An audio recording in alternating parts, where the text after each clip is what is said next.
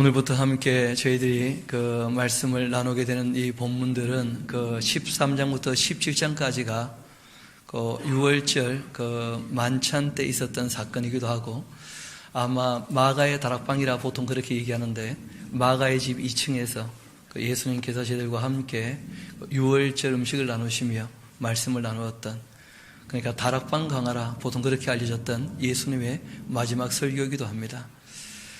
이 6월절 만찬을 우리가 함께 참여하기 전에 그 당시 사람들 풍속을 조금 알고 있으면 내용 이해가 좀 쉽습니다. 여러분, 이 6월절이나 잔치가 있게 되어지면 일단 먼저 목욕을 하게 됩니다. 뭘 하게 된다고요? 목욕을. 왜냐하면 이 새 옷 정도가 아니고 그 당시에는 보통 예복을 이제 입게 되어지는데, 잔치에 초대를 받게 되어지면 예복을 입기 전에는 반드시 이제 목욕을 하게 됩니다. 목욕을 하고 이제 예복을 값쳐 있는 거예요. 그리고 난 다음에 이제 그 잔치 자리에 참여하게 되겠죠. 그렇게 참여하게 되어지면 목욕은 했지만 사람들이 함께 걸어오게 되어지면 그 샌들을 신고 이 모래길을 걸어야 되기 때문에 항상 이 발은 더러워지기 마련이고 손도 마찬가지가 되어지죠. 그러니까 그 잔치집에 참여하게 되면 반드시 이제 그 손과 발을 그 종이 나와서 씻기게 되어져 있는 그런 풍습이 있습니다. 그런데 잘 아시는 것처럼 예수님과 제자들은 이제 함께 식사에 참여하게 되었었는데 6월절 만찬이기도 하지 않습니까? 그런데 종이 없으니까 누가 그 발을 씻겨주겠는가? 이제 그런 분위기가 지금 있는 것입니다. 그때 이제 있었던 사건과 함께 예수님의 참 중요한 교훈 몇 가지를 우리가 함께 보게 될 것입니다. 우리 요한복음 13장 1절 말씀부터 차근차근 그 내용을 살펴보도록 하십시다. 6월절 전이었습니다. 그러니까 예수님께서는 이미 날과 달과 절기에 매이지 않으시고 6월절 만찬을 6월절 날이 아니라 그 전날 6월절을 먼저 기념하셨죠. 그리고 6월절 되기 전에 예수님께서 십자가에 달리셨고, 그리고 6월절 지나고 난 다음에 부활하시게 되어집니다. 그래서 6월절 전에 예수님은 6월절 만찬을 준비하시고 제들과 함께 참여하게 됩니다. 그 예수님께서 자기가 세상을 떠나 아버지께로 돌아가실 때가 이른 줄을 아시고 세상에 있는 자기 사람들을 사랑하시되 끝까지 사랑하셨다, 그렇게 되어 있습니다. 여러분, 여기 보면 세상에 있는 자기 사람들 하는 말씀이 나오죠. 그러니까 예수님께 속한 사람이 있는 반면에 예수님께 속하지 않은 사람도 있다는 것을 성경은 우리에게 보여주고 있습니다. 이런 말씀 때문에 우리가 제한속죄설 이런 표현을 씁니다. 잘 아시는 것처럼 그 죄를 잡아고 회개하는 사람이라면 예수님께서 그 죄를 어떻게 하십니까? 사해 주신다는 거예요.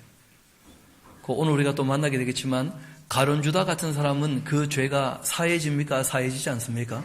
사해지지 않아요.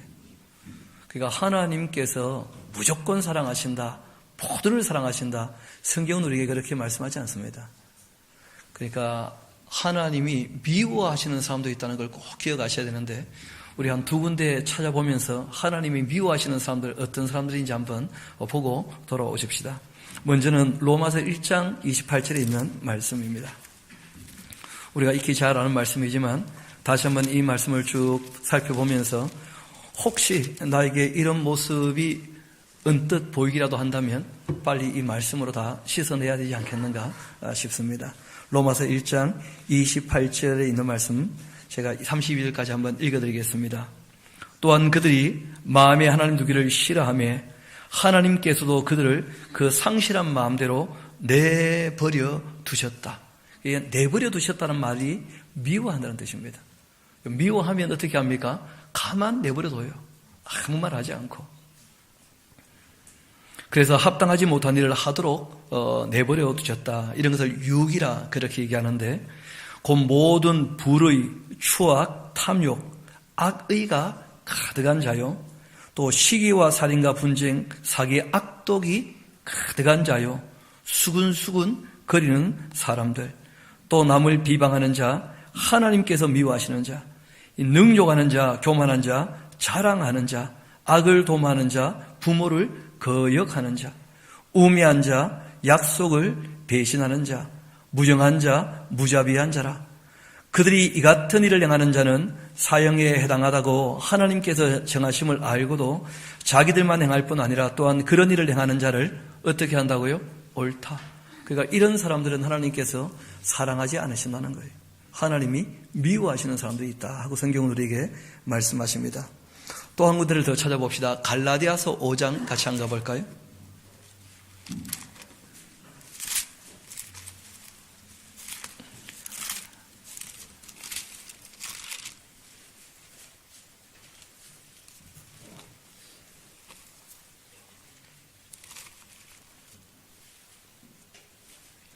16절에 있는 말씀부터 제가 한번 읽어드리겠습니다. 내가 이르노니 너희는 성령을 따라 행하라. 그러면 육체의 욕심을 이루지 아니하리라.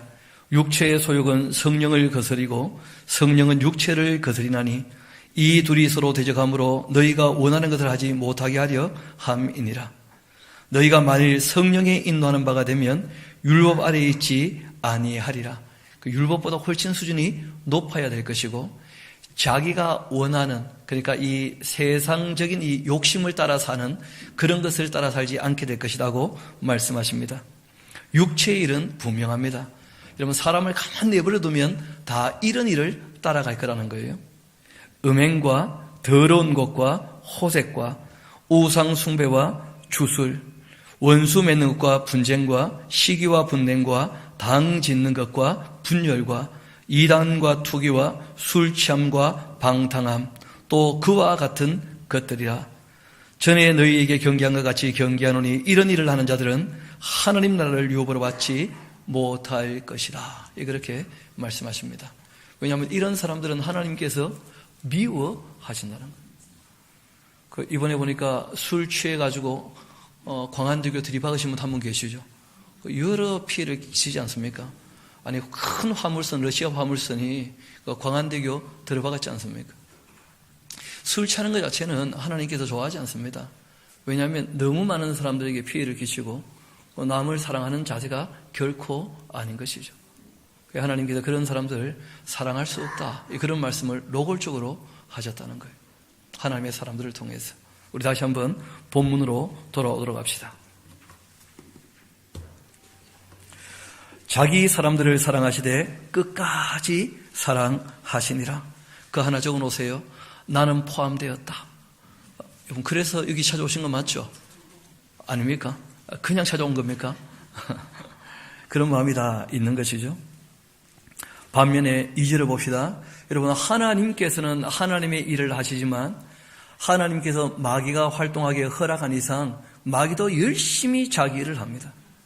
그래서 마귀는 벌써 시몬의 아들 가룟 유다의 마음에 예수 팔려는 생각을 집어넣었다는 거예요. 여러분, 이게 마귀가 일하는 방법인데 제일 먼저 뭐부터 집어넣습니까? 생각부터 집어넣어요. 그 생각을 집어넣게 되었을 때 그 생각을 틀어버리면 아무것도 아닙니다. 우리가 악한 생각, 나쁜 생각이 들어온다, 그런 표현들 종종 쓰지 않습니까? 그런 생각이 들 때마다 틀어버리면 아무것도 아니에요. 그런데 그런 생각들을 받아들여서 자기 마음에 새겨놓고 그러고 난 다음에 상대에 대해서 이제 미워하는 마음이 생기게 되어지면 그러면 입장이 참 어려워지고 마는 것이죠. 여러분, 실제로 이때 이제 가룟 유다가 어떤 일이 있었느냐 하면 기억나시겠습니다만은 예수님께서 그 베다니에 마리아가 향유를 부었을 때 예수님 하시는 일을 못마땅하게 생각했다는 거예요. 저거 팔아가지고 가난한 사람에게 나누어 주지. 그런 식으로 이제 못마땅하게 생각했다는 거예요. 여러분, 상대에 대해서 못마땅하게 생각하면 거기에 대하여 이 틈이 벌어지기 시작합니다. 그때 마귀가 열심히 뭘 하는 거예요? 부채질을 하는 거예요. 부채질. 그렇게 되어졌을 때 빨리 그 생각을 틀어버리면 아무것도 아니거든요. 그래, 관계가 회복이 되어야지, 좋은 관계를 맺고 살아야지. 그렇게 우리가 마음을 다시 다지고 틀어버리면 아무것도 아닌데 그것을 안 틀어버리고 그것을 마음에 받아들이게 되어지면 그러면 점점점 관계는 어떻게 됩니까? 끼어지고 갈라지고 마는 것입니다. 이 가룟 유다에게 그 생각을 집어넣었다는 거예요. 저녁 먹는 중이었습니다. 예수님께서는 아버지께서 모든 것을 자기 손에 맡기신 것. 여러분, 이것이 아버지와 그 아들의 관계인데, 아들은 뭐라고 아버지께 기도합니까? 내 뜻대로 마옵시고 아버지 뜻대로. 근데 아버지는 또 뭐라 그러셔요? 너의 뜻대로 하라는 거예요. 너의 뜻대로. 그 아버지 하나님께서는 그 아들 예수님께 모든 것을 맡기셨다는 거예요. 여러분, 서로 신뢰가 되니까 어떻게 합니까? 서로 모든 것을 다 맡기는 것이죠. 그것이 하나님과 하나님 아버지와 또 그 아들 독생자 예수님의 그 서로 사랑하는 모습이기도 합니다. 정말 신뢰하는 것이죠. 아버지께서 모든 것을 자기 손에 맡기신 것과 또 자기가 하나님께로부터 오셨다가 이제 하나님께로 돌아가실 것을 아셨다는 거예요. 죽으시고 부활하시고 승천하실 이 모든 것을 다 알고 계시는 것이죠. 저녁 잡수시던 그 자리에서 일어나셨습니다. 저녁을 먹는 중이었다고 되어 있죠. 그게 참 이 특별한 행동이었다는 거예요. 보통 손을 씻거나 발을 씻는 것은 언제 하는 겁니까? 먹기 전에 하는 것이죠. 먹기 전에. 그런데 이 먹는 중에 이렇게 하신 이유가 있습니다. 먹기 전에 제자들 중에 누구 하나 나서지 않았다는 거예요. 그 이유가 있죠. 이때 발을 씻기거나 손을 씻기 위하여 물을 떠오거나 일을 하게 되어지면 그 순간 자기는 뭐가 됩니까? 종이 되는 거예요. 종이. 지금 제자들은 다 어떤 마음을 갖고 있느냐 하면 이제 3년째가 되었고 그리고 모든 이 예루살렘 사람들이 예수님을 영접했고 예수님께서 이제 큰 일을 좀 벌이지 않으시겠는가 그런 기대가 다 있어요. 그럼 이제 예수님께서 왕좌에 앉으시거나 무슨 일을 하시게 되어지면 메시아이시니까 우리가 거기에서 하나는 오른편에 하나는 왼편에 내가 한 자리 해야지. 그러니까 누가 더 크냐 이런 마음을 가지고 다 거기에 앉아 있는 거예요. 그러니까 누구 하나 그 섬기려고 하는 자세가 전혀 없는 것이죠. 예수님께서 밥 먹을 때까지 가만히 지켜보시다가 먹다가 안 되겠다 하신 거예요. 그리고 이제 스스로 일어나신 것입니다. 저녁 사두시던 그 자리에서 일어나 겉옷을 벗으시고 수건을 가져다가 허리에 두르셨습니다. 허리에 두를 만큼 되는 수건이라면 꽤 큰 수건이죠. 그러니까 우리가 보통 얘기하는 그 조그마한 그런 수건이 아닙니다. 거의 앞치마쯤 되어지는 아주 큰 그런 수건이죠. 이에 대야에 물을 떠서 제자들의 그 발을 씻기시고 그 두르신 수건으로 닦기를 또 시작을 하십니다. 이런 것 때문에 뭐 세족식 이런 거 하기도 하는데 일전에 한번 저도 세족식 해봤는데 그 애들 발가락 사이를 이렇게 비비니까 애들이 막 못 견다하더라고요. 간지러워서. 요즘 애들은 발 씻겨주면 감동하지 않습니다. 전혀, 그죠? 익숙하기도 할 뿐더러 요즘에는 그런 것 자체가 이제 남을 섬기는 그런 자세로 잘 비치지 않을 수가 있다는 거예요. 그런데 이 당시 상황에서는 전혀 다른 개념이죠. 종만이 그 섬기는 사람들에게 그렇게 발을 씻어주고 닦아주는 것입니다. 그때 시몬 베드로에게 이제 차근차근 아마 제일 어린 사람부터 닦기 시작하셨던 것 같아요. 그리고는 베드로에게 이제 이르게 되었죠.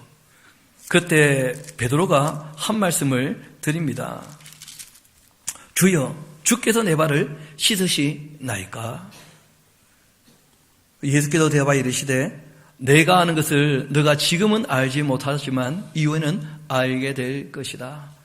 내가 지금 이 발 씻기는 이것이 무엇인지 너가 지금은 알지 못할 것이다. 여러분, 천국에는 그 원리가 한 가지 있습니다. 천국에는 섬김을 받는 자가 큽니까? 섬기는 자가 큽니까? 별로 대답할 마음이 없는 모양인데, 여러분, 천국에는 섬김을 받는 사람이 큰 존재입니까? 섬기는 자가 큰 존재입니까? 섬기는 자가 크다는 거예요. 이게 천국의 원리예요. 왜냐하면 어린 사람은 누군가의 돌봄을 받아야 돼요. 어른들은요, 누군가를 돌보고 섬긴다는 거예요. 세상은 전혀 다르죠. 세상은 주인은 그들 먹거리는 것이고 종들이 섬기는 거예요. 천국은 전혀 다른 모습을 가지고 있다는 거예요. 큰 자가 어린 자를 어떻게 하는 것입니까? 섬기는 거예요. 그런 것들은 이 당시 이 제자들은 도무지 납득도 할 수 없고 알 수도 없는 그런 생각입니다. 그래서 예수님 말씀하시죠. 지금은 내가 알지 못하나 이후에는 알게 될 것이다. 베드로가 한마디 합니다. 내 발을 절대로 씻지 못하시리이다. 여러분, 이 절대로 하는 말은 원어적으로는 조금 의미가 다를 수 있는데 영원토록 그런 의미예요. 그러면 영원토록 변하지 않으니까 절대죠, 절대. 좀 부탁을 드리는데 절대로라고 하는 말은 절대로 쓰면 안 됩니다. 인간이 쓸 수 없는 편이에요, 그렇죠? 더 웃긴 것은 아니 베드로가 선생님이 제자의 발을 씻기지 않아야 된다고 생각을 했다면 처음부터 말했어야 될 거 아니에요, 처음부터. 가만히 있다가 자기 차례 오니까 나는 안 됩니다. 그 무슨 말입니까? 나는 좀 너와 다르다. 그런 거예요, 지금. 베드로에게는 은근히 그런 자기가 크다는 생각이 남들보다 더 강한 거죠, 어떻게 보면. 그런 마음을 가지고 지금 이 자리에 서 있는 거예요. 절대로 예수님 다른 제자들의 발은 씻길 수 있을지 모르겠지만 나는 그거 용납할 수 없는 사람입니다. 나는 이런 사람입니다. 하고 예수님께 자기를 어떻게 보면 이런 것으로 또 내세운 거예요, 어떻게 보면. 절대로 시키지 못하리이다. 그런데 예수님의 대답이 전혀 생각과 달랐습니다. 내가 너를 씻어주지 아니하면 너가 나와 아무 상관이 없다. 그렇게 하신 거예요. 여러분, 이 말씀은 우리가 다음 주쯤 가야 알 수 있습니다만은 먼저 뒤에 있는 것을 잠깐 보고 돌아오십시다. 우리 15장 같이 한번 봅시다. 씻는다라고 하는 것이 무엇인지. 요한복음 15장 우리 한번 3절을 같이 한번 읽어봅시다. 시작. 너희는 내가 일러 준 말로 이미 깨끗하여 졌으니. 그렇게 되어 있죠. 그러니까 여러분이 이 씻는다라고 하는 것은 무엇이냐면 원래는 말씀을 듣고 뭘 씻어야 되는 거예요? 마음이 씻어져야 되는 거예요. 그러니까 하나님 말씀을 들어보면 내가 어디에 서 있는지를 보게 되고 알게 되지 않습니까? 그 말씀으로 자신을 어떻게 되는 겁니까? 씻어야 되는 거예요. 씻어야. 이게 씻는다는 개념이거든요. 그런데 예수님께서 그 피로 또 그 말씀으로 다 제자를 가르쳐서 씻어주셨지만 이 땅에 사는 이상 여러 가지 또 세상에서 부대끼는 일들이 있습니까? 없습니까? 그거 있죠. 그래서 온몸이 깨끗함에도 불구하고 발은 어떻게 됩니까? 늘 씻어야 돼요. 늘. 그게 예수님의 교훈의 내용이기도 한데 우리 다시 본문으로 돌아오도록 합시다.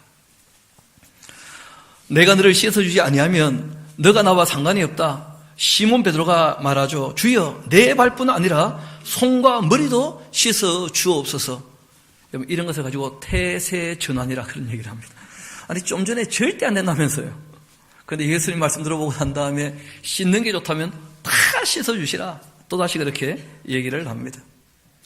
그래서 여러분 꼭 기억하십시오. 베드로 말은 옳은 게 별로 없었다. 꼭 기억하셔야 돼요. 그러니까 뭐 베드로는 지금 생각나는 대로 좀 얘기하시는 그런 스타일이신데 다행한 것은 악의는 전혀 없으시다는 거예요. 악의는. 그래서 예수님께서 사랑하시는 제자죠. 그렇죠? 미워하는 사람은 절대 아니었어요. 악의가 없으니까.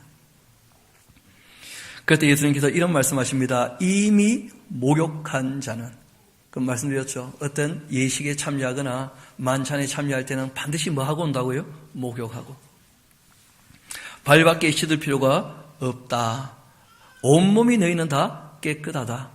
좀 전에 우리가 먼저 읽었던 것처럼 예수님께서 3년 동안 충분히 가르치셨기 때문에 이 말씀으로 너희는 어떻다는 거예요? 깨끗하다는 거예요. 온몸이. 그러나 너희가 깨끗하지만 다는 아니다. 좀 참 두려운 얘기인데 예수님 말씀을 가룟 유다도 3년 동안 다 배웠습니까? 안 배웠습니까? 그런데 가룟 유다는 그 말씀으로 씻음 받지 못했다는 거예요. 왜냐하면 물로 씻는다고 다 씻어지느냐? 물은 그렇게 될 수 있는데 말씀은 달라요. 말씀은 그 사람이 어떻게 해야 됩니까? 받아들여야 됩니다. 받아들여야 돼요. 3년 동안 말씀하셨지만 받아들이지 않는다면 그는 그에게는 아무 의미 없는 소리가 되고 마는 것이죠. 가룟 유다에게는 그렇게 되고 말았다는 거예요. 왜냐하면 가룟 유다 마음에 뭐가 지금 싹트고 있습니까? 예수님에 대하여 섭섭한 마음에서 시작해서 미워하는 마음까지 지금 자라고 있거든요. 그래서 예수님께서 말씀하십니다. 다는 깨끗하지 않다. 그렇게 하셨는데 그들의 이 발을 다 씻은 후에 옷을 입으시고는 다시 앉아 그들에게 한 말씀하십니다. 내가 너희에게 행한 것 너희가 아느냐? 당연히 모르죠. 지금은 알지 못하나 이후에는 알리라 하셨으니까. 너희가 알겠느냐? 너희가 나를 선생이라 또는 주라 그렇게 하는데 너희 말이 참 옳다. 내가 정말 그러하다. 내가 주와 또 선생이 되어 너희 발을 씻었으니까 너희도 서로 발을 씻어주는 것이 옳다. 이렇게 말씀하신 거예요. 그러니까 발을 씻어준다는 것이 무엇이겠습니까? 지금 우리가 살폈던 것처럼 크게 두 가지는 꼭 기억하셔야 됩니다. 하나는 뭐냐면 말씀으로 어떻게 되는 거예요? 씻어지는 거예요. 말씀으로. 예수님 말씀으로 온몸이 깨끗하지만 서로 또 말씀을 읽고 듣고 배우며 그 발을 어떻게 됩니까? 씻어야 되는 거예요. 또 한 가지는 무엇을 크게 교훈하셨느냐 하면 내가 선생 되어서 너희 발을 어떻게 했다는 거예요? 씻었다는 거예요. 그래서 예수님께서 섬김에 돌아 그런 말씀을 하시죠. 나는 섬김을 받으러 온 것이 아니라 뭐하러 왔다고요? 섬기로. 그게 사랑의 봉사를 얘기하는 것이죠. 항상 진리로 가르치는 것과 함께 사랑으로 돌보며 봉사하는 것. 이게 이 신앙의 가장 기본이 되고 본질이 되는 것입니다. 이 두 가지가 교회를 지탱하고 세우는 것이죠. 너희가 그렇게 서로 어떻게 하라고요? 발을 씻어주라는 거예요. 왜냐하면 내가 너희에게 먼저 본을 보여주었기 때문에. 16절 봅시다. 내가 진실로 진실로 너희에게 이르노니 종이 주인보다 크지 못하고 또 보냄을 받은 자가 보낸 자보다 크지 못하다. 여러분 어쩔 수 없는 것이죠. 예수님보다 큰 인물은 있습니까? 없습니까? 없어요. 그런데 그 예수님께서 이제 사도를 보내실 것이고 그 사도로 말미암아 제자된 사람들은 또 가서 일하게 될 것입니다.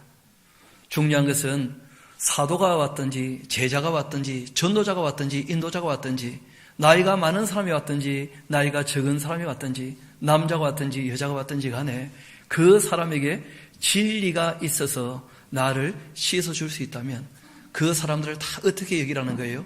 귀하게 여겨주라는 거예요. 귀하게. 이어 말씀하십니다. 너희가 이것을 알고 행하면 뭐가 있다고요? 복이 있느니라. 내가 너희 모두를 가르쳐 말한 것은 아니다. 나는 내가 택한 자들이 누구인 줄 알미라. 그렇죠. 자기 사람이라고 특별히 말씀하셨죠. 다시 한번 말씀하실 때 택한 자들 내가 다 알고 있다. 그렇게 말씀하십니다.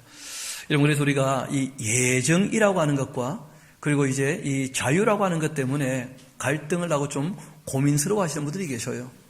우리는 자유한데 하나님께서 예정하셨다면서요. 또 하나님은 예정하셨다는데 우리가 자유하다면서요. 그것은 그 하나님과 우리의 존재가 다르기 때문에 표현되는 표현입니다. 하나님은 영원하신 분이시죠. 영원하신 분은 다 예정을 해두신 겁니다. 그런데 이 시간 안에 사는 우리에게는 하나님이 그 예정에 대해서 다 알지 못해요.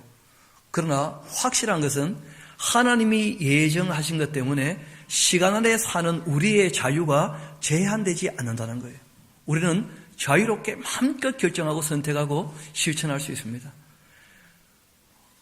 마찬가지로 시간 안에 있는 우리의 자유로운 어떤 모든 선택이 하나님의 예정을 어그러뜨릴 수 없다는 거예요. 하나님께서 미리 정하신 것이 결코 바뀌지 않는다는 것입니다. 그래서 우리가 신앙으로 고백하는 것뿐이에요. 왜냐하면 시간 안에서 다 이루어지는 일이 아니고 또 영원 가운데서 이루어지는 일이 아니고 하나님의 예정은 영원 가운데서 있어진 일을 표현한 것이고 그리고 우리의 자유는 어디에 있는 것입니까? 이 시간 안에 이 세상에서 있는 것입니다. 그래서 이 표현이 맞는지 모르겠는데 차원이 다른 이 언어이기 때문에 그것을 함께 같은 이 선상에 놓고 얘기할 수가 없다는 거예요. 그래서 이런 것들은 신앙으로 고백하는 것으로 정리하는 것입니다. 하나님께서 예정하신 것이 우리의 자유에 대하여 어떻게 해요? 더 이상 간섭하지 않는다는 거예요. 우리는 마음껏 선택할 수 있습니다. 그 선택에 대한 뭘 지게 되어 있습니까? 책임을 다 지게 되어 있다는 거예요. 그러나 우리의 결정이 하나님의 예정을 뒤바꿀 수 있는가? 그럴 수 없다는 거예요.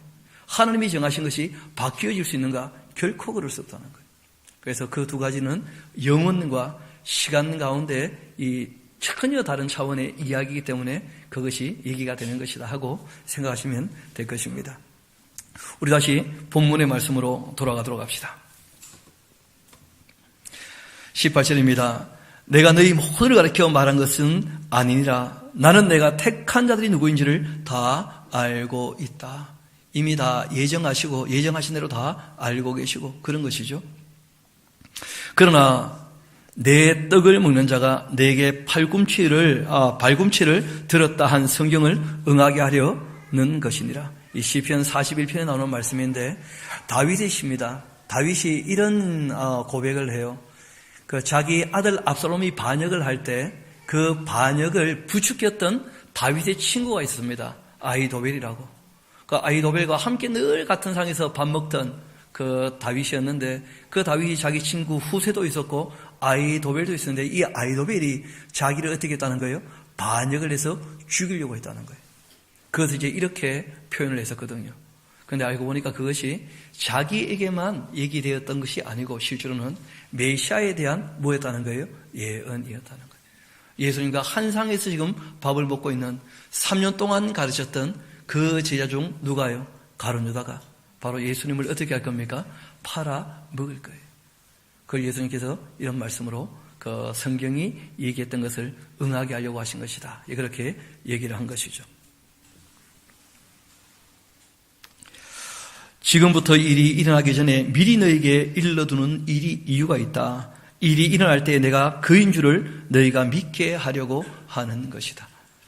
그러니까 내가 내 제자에게 배신당해서 내가 죽게 될 것이고 또 부활할 것이고 승천할 것이고 이걸 어떻게 하셨다는 거예요? 미리 다 말씀하셨다는 거예요. 그런데 문제는 미리 다 말씀하시지만 알아듣습니까? 알지 못합니까? 왜 모를까요? 우리 한번 합시다. 미리 일어날 일을 말씀하신 것은 그 일이 이루어져야 알게 되는 것이다. 그러니까 당연히 모르죠. 그 일이 이루어질 때가 되어야 알게 되는 거예요. 그런 면에서 저와 여러분은 다 압니까? 모릅니까? 모릅니까? 아니 예수님 죽으신 거 몰라요? 부활하실 것은요? 승천하실 것은요? 다 알아요? 몰라요? 또 예수님 말씀처럼 우리가 진리를 가지고 서로를 씻겨주고 또 서로 섬김으로써 봉사해야 된다는 거 다 압니까? 모릅니까? 다 알죠. 왜냐하면 이미 그것은 다 지나간 역사이기 때문에 우리는 다 알아요. 그런데 이 당시 그 제자들은 그 예수님 하신 말씀을 잘 알지 못했다는 거예요. 그러나 이후에 말씀하신 대로 성령께서 오시고 그것이 무엇인지 다 깨닫게 하셨기 때문에 알게 되어서 어떻게 하신 겁니까? 적어 놓으신 거예요. 적어 놓으신 거예요. 그러니까 그때는 알지 못했지만 그 일이 이루어질 때는 다 알게 되었고 이루어지고 난 다음에는 그 사실이 아주 명확하게 된 것이죠. 예수님께서 이후에 알리라는 것은 항상 이 미래에 있을 일은 이루어져야만 알 수 있다는 것입니다. 마찬가지로 여러분 재림에 대해서는 우리가 알고 있습니까? 믿고 있습니까? 믿고 있는 거죠. 이루어져 봐야 알게 되는 거예요. 마찬가지로 우리가 주님 앞에 서게 되는 참된 구원은 우리가 다 알고 있는 겁니까? 믿고 있는 것입니까? 그럼 믿고 있는 거예요. 진짜 구원되는지 안 되는지는 확인되는 것은 그 앞에 가봐야, 왜냐하면 미래의 일이기 때문에. 미래의 일을 지금 다 아는 것처럼 얘기하는 것은 굉장히 부담스러운 표현인 것이죠. 우리가 믿음으로 고백하는 것까지만 할 수 있는 것입니다. 다시 본문으로 돌아오도록 합시다. 내가 미리 말하는 일이 있다. 왜냐하면 그것이 이루어지게 될 때 너희가 내가 했던 말대로 이루어지는 것을 보면 내가 바로 누구라는 거예요? 신이다. 하나님이다. 모든 것을 미리 정하고 정한 대로 이루는 존재인 것을 알게 될 것이니까 내가 누군지를 정말 알고 믿게 될 것이다. 그래서 미리 다 말해두는 것이다 하고 말씀하신 겁니다. 내가 진실로 진실로 너희에게 이르노니 내가 보낸 자를 영접하는 자는 나를 영접하는 것이고 나를 영접하는 자는 나를 보내신 이를 영접하는 것이니라. 그러니까 예수님께서 보낸 사람은 뭘 가지고 옵니까? 누가 그런 얘기 하시더라고요. 예수님은 물이다. 왜 그럴까요? 예수님께서 생명의 물이다 말씀하셨으니까 진짜 예수님께서는 나를 물로 봐라 그렇게 하신 거죠. 정말 누구든지 쉽게 대할 수 있도록 가까이 대할 수 있도록. 그러니까 예수님께서 보낸 자는 진리의 말씀을 가지고 오는 거예요. 그 진리의 말씀을 가지고 오는 사람들을 영접하는 것. 그 사람은 곧 누구를 영접하는 것입니까? 예수님을. 예수님 별명이 말씀이기 때문에 그래요. 그 말씀을 그대로 받아들이면 하나님을 영접하는 것이죠. 그래서 예수님께서 말씀하신 것입니다. 우리 20절 같이 한번 다시 읽어볼까요? 같이 한번 읽어봅시다. 시작. 내가 진실로 진실로 너희에게 이르노니 내가 보낸 자를 영접하는 자는 나를 영접하는 것이요 나를 영접하는 자는 나를 보내신 이를 영접하는 것이니라. 아멘. 1차적으로는 누구였겠습니까? 사도들이었겠죠. 사도들. 그리고 사도들로 말미암아 진리를 배운 사람들이 이 진리를 또 전하게 되고 또 전하게 되는 것입니다. 저도 여러분도 주님께서 보내시는 이 일에 함께 참여할 수 있게 되기를 소망합니다. 그 일에 우리를 부르신 것이죠. 그리고 예수님께서 이 말씀을 하시고서는 심령에 괴로워하셨다는 거예요. 왜 그러실까요? 제자들을 위해서는 참 좋은 일인데 예수님 자신을 위해서는 이를 위하여 뭘 하셔야 됩니까? 희생하셔야 되고 그렇죠? 큰 고통과 괴로움이 예수님께 닥치게 될 거예요. 그 예수님께서 심령에 괴로워하십니다. 그리고 증언하 이르시되 내가 진실로 진실로 너희에게 이르노니 너희 중 하나가 나를 팔 것이다. 그런 말씀하셔요. 이것도 다 미리 아시고 얘기를 하시는 것이죠. 그때 제자들이 서로 보며 누구에게 대하여 말씀하시는지를 의심했는데 예수의 종 하나가 곧 그가 사랑하시는 자가 예수님 품에 의지하여 누워 있었다. 여러분, 이 밥 먹는 것이 우리와 좀 달라서 그렇습니다. 또 오늘 점심 먹을 때 또 품에 기대가 먹고 그러면 안 돼요. 이스라엘 백성들은 그 빵을 먹지 않습니까? 빵을. 이 빵도 마른 빵을 먹어요. 마른 빵을 먹는데 지금처럼 이 탁자가 있거나 그런 집은 거의 없었습니다.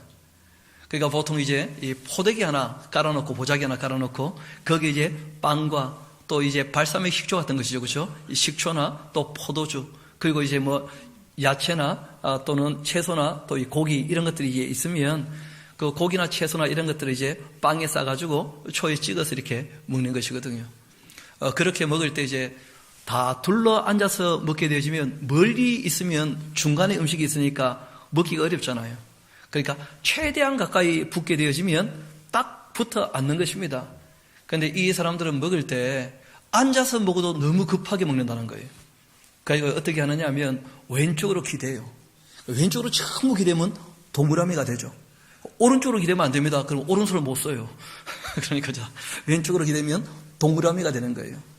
다음에 한번 우리 놀러 가서 빵을 먹을 때 한번 해보면 되겠는데 그렇게 다 이렇게 둘러서 있으면 상대방을 어떻게 합니까? 왼쪽으로 기대게 되면 머리는 그 가슴에 가게 되는 거예요. 그래가지고 이제 빵을 먹는 것이죠. 그런데 아마 그 사도 요한은 예수님 늘 그냥 옆에서 수발을 들어야 되는 아주 나이도 제일 어리고 하니까 예수님 바로 옆에 있었던 모양인데 그 예수님 품에 그 가룟 유다가 아니죠. 요한이 의지하게 된 거죠. 그러니까 우리가 예수님 어디에 있는 거예요 지금? 요한이 왼쪽으로 기대려면 오른쪽에 있었겠죠. 그런 정도는 생각이 될 겁니다. 그러니까 여러분 최후의 만찬 그림은 죄다 잘못된 겁니다. 어느 집안도 일렬로 서가지고 밥 먹는 집안은 없습니다. 그 말 그대로 그냥 그림이지 그림. 다 그냥 둘러 앉았는데 둘러 앉아서 기대해가지고 이제 음식을 먹는 거예요.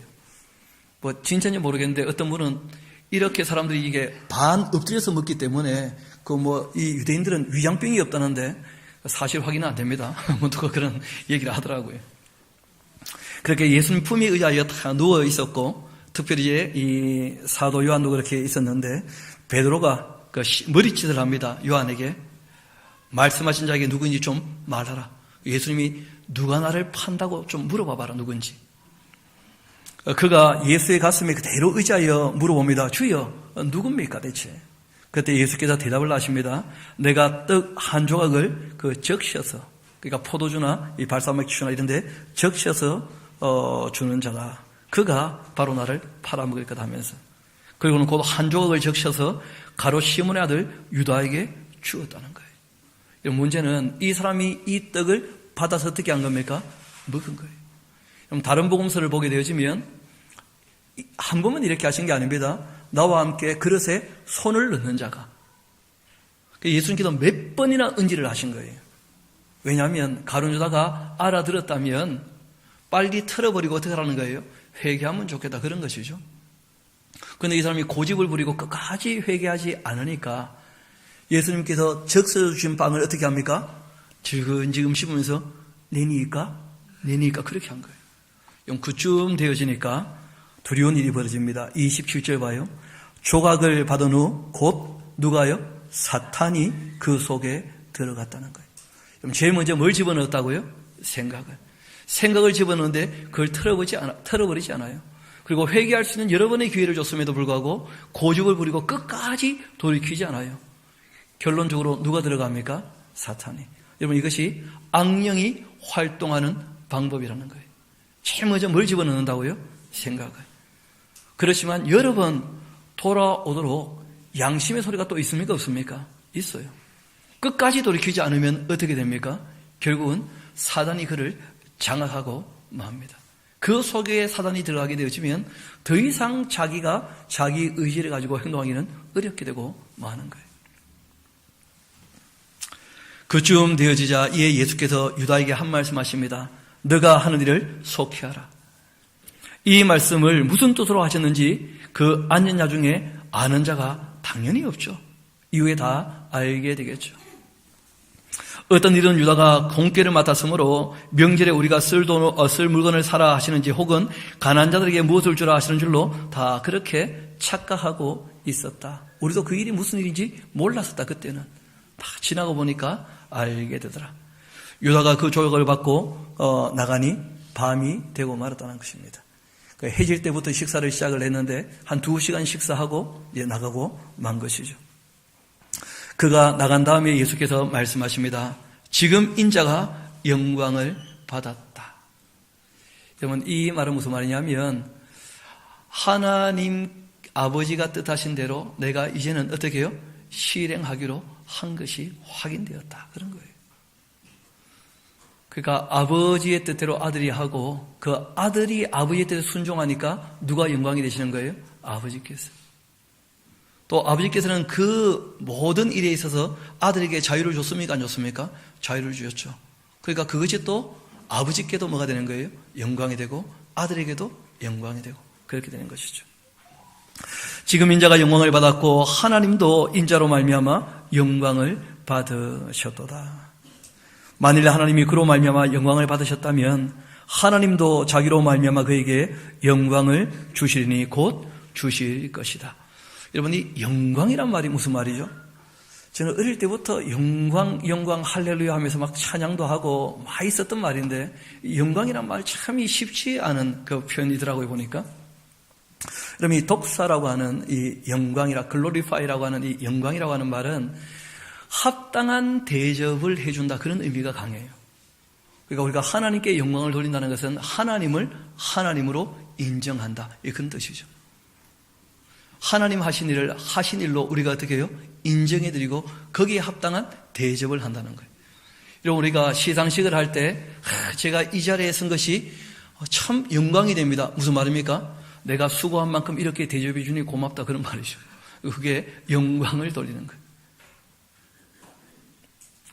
그러니까 그 존재에 대하여 그 존재 자체로 인정해주고 거기에 합당한 대접을 해주는 것, 그게 뭘 하는 것입니까? 영광스럽게 하는 거예요. 영광스럽게. 실제로 이 땅에서 예수님께서 전혀 영광을 받지 못하셨죠. 아무도 대접을 잘 안 해주니까 인정도 안 해주고. 그런데 아버지께서 그 아들에게 또 아들이 그 아버지를 영광스럽게 하는 것이죠. 그리고 이런 말씀을 하십니다. 작은 자들아. 여러분, 이때 작은 자는 숫자가 작다 그런 뜻이 아닙니다. 아직 철이 안 든 사람들아 그런 뜻이에요. 어린 아이들 그런 의미입니다. 내가 아직 잠시 너희와 함께 있겠노라. 너희가 나를 찾을 것이나 일찍이 내가 유대인들에게 너희는 내가 하는 곳에 올 수가 없다고 말한 것 같이 지금 너희에게도 그렇게 이르노라. 그러니까 내가 이제 곧 죽음의 길로 걸어갈 것을 너희들이 아직은 알지 못하지만 내가 미리 다 말해 둔다 그런 것이죠. 그리고 예수님께서 한참 계시다가 이렇게 입을 떼십니다. 우리 34절 35절 같이 한번 읽어봅시다. 시작.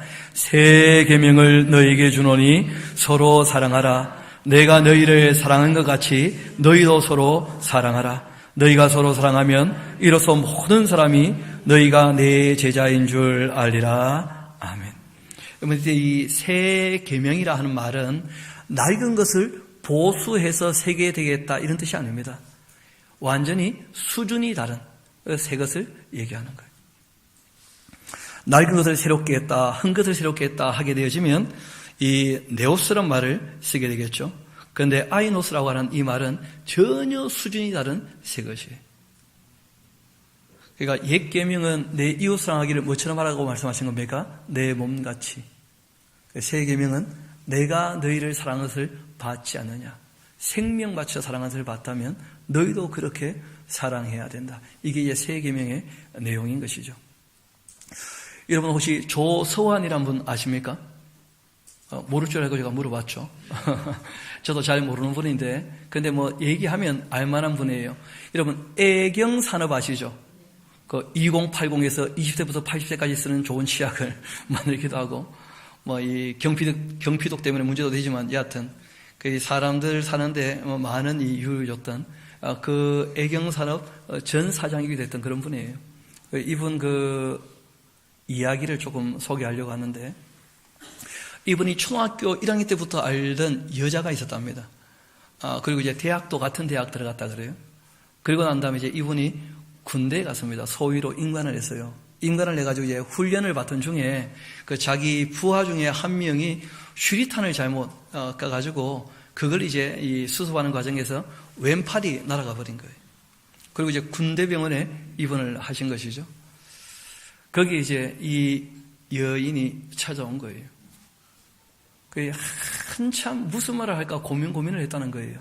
왜냐하면 그 실제로 군대 가기 전에 이제 그 결혼을 약속했던 사위였었는데 자기가 왼팔이 없으니까 이 여자의 삶을 책임질 만큼 능력이 내가 되겠는가 하는 걱정이 생긴 거예요. 그래서 이 여자에게 내가 뭐라고 얘기를 해야 될 것인가. 그리고 자기가 반응을 생각을 했대요. 처음에 나를 보면 정신이 다 나가서 멍하게 있을 것이다. 두 번째는 나를 끌어안고 울게 되면 내가 얘기를 해야 되겠다. 이제 나 같은 사람을 잊어버려 달라고. 그렇게 이제 마음을 갖고 있으면서 그래도 혹시 모르니까 내가 물어는 봐야 되지 않겠는가. 그런 생각을 하고 있었대요. 여러 가지 생각이 교차하는 가운데 한 3, 40분 동안 아무 말이 서로 간에 없다가 그 말씀을 꺼냈다 그러죠. 내가 이렇게 되었기 때문에 우리가 결혼을 하게 되어도 내가 너의 삶을 책임질 수 없을 것 같으니까 하고 얘기를 했더니 이 여자가 아니라는 거예요. 여태까지는 어땠는지 모르겠지만 지금이야말로 내가 당신에게 꼭 필요한 시간이 아니겠는가 그렇게 얘기를 했다는 거예요. 그래서 아니 생각을 좀 하라고. 지금 내가 왼팔이 없는데 당신이 나를 사랑한다 그러면 어떡하냐고. 그랬더니 이 여자의 대답이 걸작이었죠. 나는 당신의 그 왼팔을 사랑한 게 아니고 당신을 사랑했다고. 그러니까 당신을 사랑했기 때문에 당신이 팔이 있든지 없든지 그건 나에게 중요한 게 아니라고. 내가 보니까 지금 당신에게 꼭 필요한 사람은 나라고. 근데 문제는 이 여인의 아버님, 그 장인 되신 분이 반대를 하시는 거죠. 남자는 가정을 책임져야 될 텐데 그래서 되겠느냐. 근데 이 여자분이 아버지한테 그런 얘기했다 그러는 거예요. 아빠, 제가 물어봅시다. 엄마가 혹시 사고가 나서 팔 하나가 없다면 아버지는 엄마를 버릴 겁니까? 그럴 수는 없지. 그런데 왜 그걸 나에게 지금 요구하시는 거예요? 그러니까 뭐 딸 말이 전혀 어떻게 반박할 수 없어서 그대로 인정을 해준 거예요. 그때 이제 이 남자가 용기가 생긴 거예요. 처음에는 자기가 팔이 하나 없으니까 이제 내가 뭐 어떻게 먹고 살 것인가 막연했었는데 이렇게 나를 사랑하는 여자가 있다면 내가 이 여자를 위해서 몸 바쳐 사랑을 해야 되겠다. 그리고 이제 열심히 사신 것이죠. 그래서 KTF에서도 이번에 부사장까지도 하시고 애경에 가서 그 자기가 이 하나가 없으니까 뭘 이렇게 많은 것이 좀 안 좋은 거예요. 그래서 샴푸, 린스를 하나로 통합해서 그게 히트를 쳤죠. 그래가지고 이제 살아가는데도 뭐 자기가 불편하니까 여러 가지 아이디어가 많이 생겨서 그래서 오히려 그런 산업에서 크게 이바지했다 그런 얘기를 보게 된 것입니다. 그 이분 자기의 그 일지를 써놓기도 했고 그 이 얘기가 참 아름다웠는지 그 에스라하우스 홈페이지에도 이 얘기가 올라와 있더라고요. 저는 뭐 딴 건 모르겠는데 세라짐 하니까 알겠더라고. 세라짐. 우리 장모님이 나이가 좀 드셨는데 어른들 몸을 이렇게 보호하기 위하여서 만든 침대 같은 말 그대로 건강 보조 기구가 있어요. 그런 것들 이분이 관심을 가지고 만드시고 본인이 건강이 별로 안 좋으니까. 어떻게 보면 부족하기 때문에 오히려 뭐가 필요한 거예요? 사랑이 필요한 거죠. 사랑이. 섬김을 받는 자가 아니라 섬기는 자가 어떤 사람이라는 거예요? 큰 자랑이에요. 큰 자. 이분만 부족한 게 있겠습니까? 제가 보기에는 저와 여러분도 다 부족한 사람인 줄로 압니다. 우리에게는 뭐가 필요합니까? 사랑이 필요한 거예요. 그 사랑을 누가 하셨다는 거예요? 우리 주님께서. 우리가 연약할 때, 아니 한 걸음 더 나가 죄인 되었을 때, 아니 한 걸음 더 나가서 우리가 원수로 행할 때에도 여전히 우리를 사랑하시고 자기의 목숨을 내어놓으시며 우리를 향한 자기의 사랑을 어떻게 하신 것입니까? 확실하게 증명해 주신 거예요. 그리고 우리에게 부탁을 하시는 것입니다. 너희가 이 사랑을 받았다면 너희도 서로 어떻게 하라는 거예요? 사랑하라 하신 것이죠. 진리를 가르치는 것과 사랑으로 돌보는 것, 이 두 가지는 교회에서 끊임없이 있어야 할 일일 것입니다. 우리 다시 마지막 본문을 봅시다. 36절입니다. 시몬 베드로가 이르되 주여 어디로 가시나이까? 예수께서 대답하시되 내가 가는 곳에 너가 지금은 따라올 수가 없을 것이다. 그러나 후에는 따라올 것이다. 이 순교하는 것을 얘기하는 것이죠. 예수님께서 희생하신 것처럼 베드로 주를 위하여 어떻게 합니까? 순교하게 될 거예요. 지금은 알지 못해서 믿음이 부족해서 연약해서 안 되겠지만 성령께서 임하시고 이 사랑이 무엇인지를 깨닫고 너도 나를 사랑하게 된다면 내가 너를 사랑한 것처럼 너도 정말 목숨 바쳐 나를 사랑하게 될 것이다. 그렇게 말씀하신 거예요. 후에는 따라올 것이다. 베드로가 이르되 주여 내가 지금은 어찌하여 따라갈 수가 없나이까? 적어놓으세요. 수준이 안 되기 때문에 적어놓으세요. 주를 위해 내 목숨을 버리겠나이다. 적어놓으세요. 감정이다. 감정. 여러분 실력이 안 돼도요 하고 싶은 마음은 얼마든지 있습니다. 그렇죠? 여러분 그런데 이루려고 한다면 마음으로 됩니까? 실력을 갖춰야 됩니까? 실력을 갖춰야 돼요. 실력이 없으면 하고 싶어도 안 되는 거예요. 하고 싶다고 다 되는 게 아니거든요. 그래서 우리가 인격이라고 할 때는 감정 이전에 뭐가 있다는 거예요? 지성과 이성. 내용을 잘 알고 그 의미가 충분히 이해가 되어야 우리가 올바른 결정을 할 수 있고 우리가 실천할 수 있다는 거예요. 예수님께서 아직은 아니라는 거예요. 감정이 앞서는 것은 별로 의미가 없습니다. 감정이 앞서면 되는 것처럼 보여도 안 될 때가 더 많다는 거예요. 그래서 항상 감정 이전에 무엇이 먼저 앞서야 됩니까? 지성과 이성이. 그래야 감정이 거기에 대해서 승복을 하고 받아들이게 되어지는 것이죠. 예수께서 대답하시되 너가 나를 위하여 내 목숨을 버리겠느냐? 내가 진실로 진실로 내게 이르노니 닭 울기 전 너가 3번 나를 부인할 것이다. 그때 이때 아마 베드로가 속으로 그랬을 거예요. 그렇죠? 무슨 소리 하십니까? 이 사람 서섭하게 막 그런 마음이 있었을 거예요. 그렇죠? 실제로는 이제 닭 2번 울거든요. 닭이.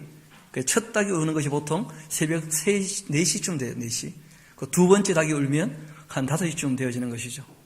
근데 그 사이에 닭이 2번쯤 우는데, 그러니까 2번 우는 그 사이에 3번씩이나 나를 어떻게 할 거라는 거예요? 부인하게 될 것이라고.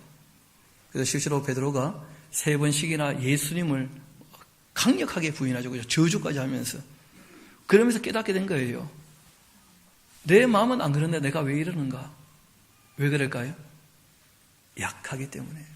우리 한번 합시다. 약한 사람들에게는 도움이 필요합니다. 그래서 성령께서 오셔서 늘 도와주시는 줄로 믿습니다. 오늘 결론은 다시 앞으로 돌아갑시다. 우리 13장 1절 말씀 함께 읽도록 하겠습니다. 시작. 6월절 전에 예수께서 자기가 세상을 떠나 아버지께로 돌아가실 때가 이른 줄 아시고 세상에 있는 자기 사람들을 사랑하시되 끝까지 사랑하시니라. 아멘. 이 예수님의 모습을 본받아 저도 여러분도 끝까지 사랑하는 그 사랑을 실천할 수 있게 되기를 소망합니다. 우리 함께 기도하도록 하십시다.